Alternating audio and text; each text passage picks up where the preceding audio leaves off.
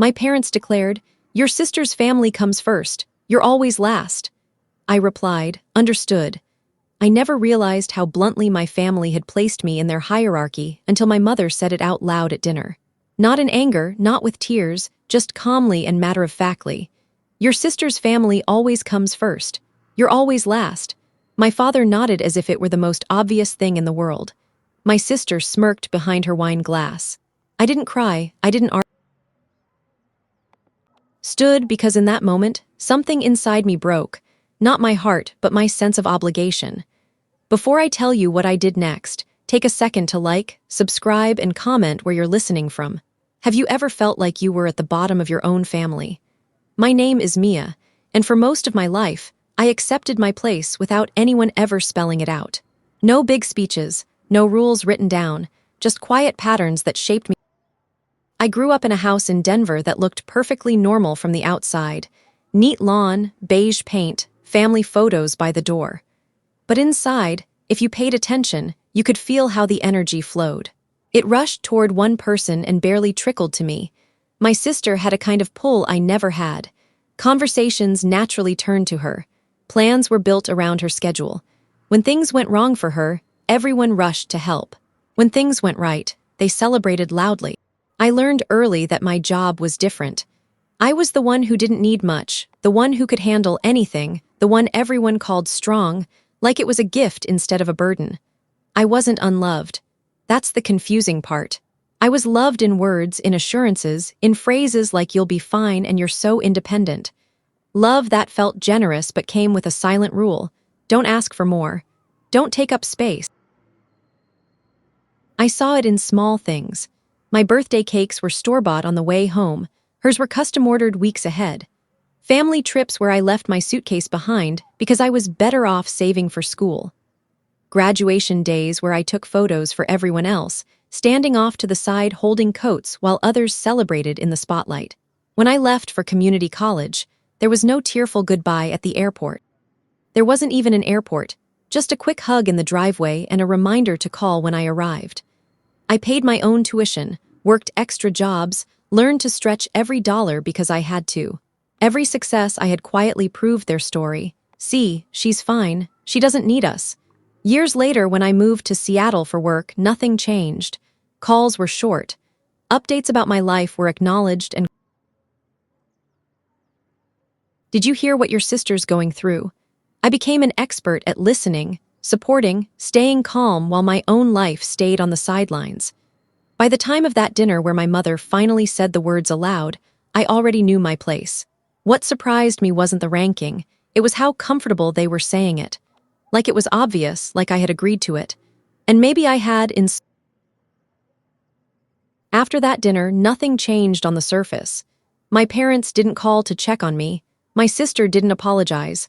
Life went on smoothly as if nothing had been said. But something had shifted inside me. The requests kept coming.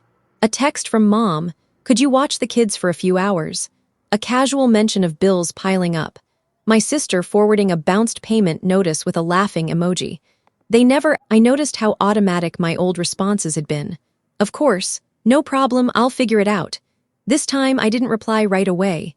It felt strange, like breaking an unspoken rule. I let the phone sit. I finished my coffee. I went to work, I lived my day, and nothing fell apart. That was the shock. The world didn't collapse when I didn't jump in immediately. No emergencies, no disasters, just silence. Then came follow-up messages, then more urgent ones. I was quiet because I was paying attention. I started looking at my own life clearly, my money, my time, my energy. I saw how much of it had been quietly given away. Small amounts of money drifting out regularly. Time kept flexible just in case. Plans I never fully committed to because someone might need me. So I started separating things, not dramatically, just practically. I moved money into accounts only I could access. I removed shared access. Discussed only expected. When my sister asked if I could cover her for now, I said simply, "I can't." No explanation, no apology. The reaction was fast. Mom called, her voice tight with worry that felt more like confusion. "Is everything okay? You seem distant." I told her the truth. "I'm just busy." She paused, waiting for more. When I didn't add anything, she filled the silence herself. What I finally understood was that knowing didn't make it my responsibility. That was the turning point. Not a fight, not a big declaration, just clarity. I didn't know then how soon they would test that boundary. The call came on a weekday afternoon, right after a meeting. I could hear the tension in Mom's voice before she spoke. "We need to talk. Can you come by this weekend?" No details, but I knew what it meant. When they used urgency without explanation, it meant trouble. When I arrived in Denver, the house felt heavier. The air was thick. The living room table was covered in bills, notices, printouts that looked official and scary. My sister sat stiffly on the couch, arms crossed, staring at the floor. Dad avoided my eyes. They didn't ask how I was. They never did in moments like that. Mom started talking quickly, words tumbling over each other. A business decision gone wrong. Payments delayed. Contracts signed. She kept saying temporary as if repetition could make it true. I listened without interrupting, hands folded in my lap. Then the pause, the collective breath. The moment they all looked at me. Dad cleared his throat. "You're in a stable place. You don't have kids, you can handle this better than most." There it was, the assumption, the expectation dressed as logic. They didn't say it outright, but they didn't need to. They expected me to fix it, to cover the gap. My sister glanced up, fear in her eyes turning to relief, as if the solution had just arrived. I didn't answer right away. I asked a question instead. "What's the plan if I don't help?" The room went completely silent. Mom looked hurt. Dad looked confused. Sister looked panicked. Not helping had never been an option before. "I need time to understand everything," I said calmly.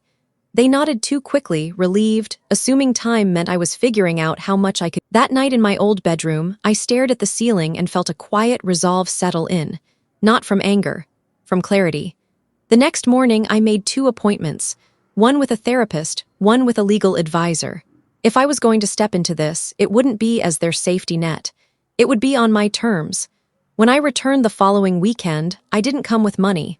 I came with clarity. The house looked the same, but the atmosphere was different, tighter, more desperate. Into piles, but the chaos was still there. My parents sat waiting. My sister was beside them. Her husband hovered near the door, unsure of his place. No smiles, no coffee offered. Mom spoke first. "We're really glad you came." I sat down slowly. "Let's talk." Dad launched into the explanation I'd already heard. The downturn, the delays, the bad timing. He spoke like he'd rehearsed it, hoping confidence would replace accountability. My sister nodded, adding details about stress, kids. This was supposed to happen. Finally, the words ran out. Mom leaned forward. "We just need help getting through this. Once things stabilize, how much?" I asked. She blinked. Dad hesitated. Sister answered, a large number spoken carefully. Then I asked, "What's the plan? What changes so this doesn't happen again?" The question landed wrong. Mom's face tightened. "Mia, this isn't the time to interrogate us. Then it's not the time for me to write a check." The room shifted. Sister sat up straighter. "We're family. This isn't about plans. It's about helping each other." She looked at me like the answer was obvious. "Us. And who's helping me?" I asked. Silence. Dad leaned forward. "You're in a different position. You don't have the same responsibilities. You're single, you're stable. You can afford to step in." There it was, the logic I'd heard my whole life. The math that always ended with me paying the price. "I can afford to step in," I said carefully, because I've spent years building my life as if no one would catch me if I fell. Mom's eyes filled. "We didn't know you felt that way." I met her gaze. "You did, you just didn't think it mattered." The room went quiet again, this time with discomfort. I reached into my bag and pulled out a folder, placing it on the table. "This is what I'm willing to do, and this is how." Dad opened it first. Mom leaned over. Sister craned her neck, face paling. "It's a loan," Dad said flatly. "Yes." With clear terms, Sister shook her head. "Why?" "Because this isn't a donation. It's structured help." Mom's voice trembled. "You don't trust us. I trust patterns. And this pattern has been in place my whole life." The conditions weren't cruel. They were practical. Assets had to be sold before any money moved. Spending had to be documented. No new debts without proof of sustainability. Family therapy, not optional, required. A written agreement that my name, my credit, and my future would never again be assumed as backup. This is cold. This is how banks treat people, then treat me like a bank.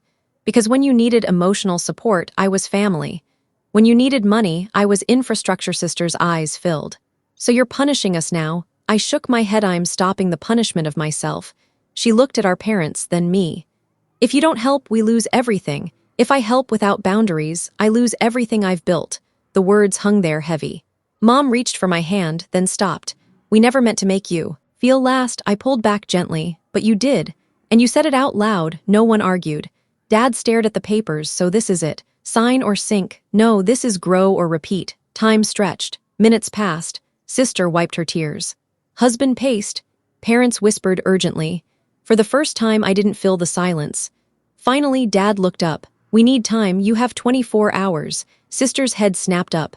That's it, I stood. Tomorrow I'll come back.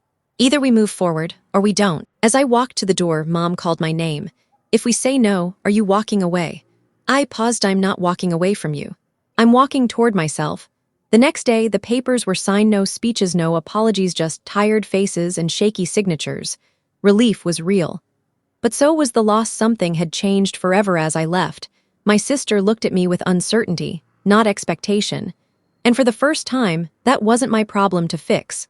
The fallout came slowly. Assets were listed, expenses tracked. My parents reduced their expectations before reducing their lifestyle. Family therapy started weeks later, awkward, defensive. Dad spoke carefully. Mom cried. Sister sat stiffly. I listened more than I spoke. I didn't need to convince anyone anymore. Over time, the panic faded.